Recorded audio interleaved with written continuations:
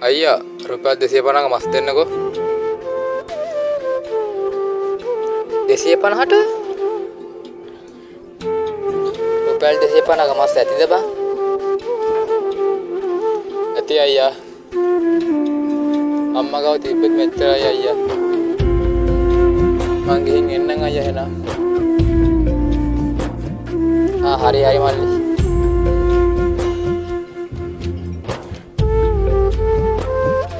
කොහෙද ගියේ බං? උඹලා පේන්නවත් නැහනේ. මස් කඩේට ගිහලා ගියා අයියා. උඹලා මස් එම කලා සැපේ ඉන්නවනේ බං. එහෙම නෑ අයියා. හැමදාම ඉතින් පරිප්පුවේ බතු සම්බෝලයිනේ. උඹ කාලෙකින් පස්සේ මස් ටිකක් කන්න හිතුණා අයියා. ඒකයි අම්මා ගාව තිබ්බ රුපියල් 250 අරගෙන මස් ටිකක් ගේන්න ආවේ. ඉතින් බං 250ක මස් ඇතිද බං? එක්කෙනෙකුටවත් මදිනේ.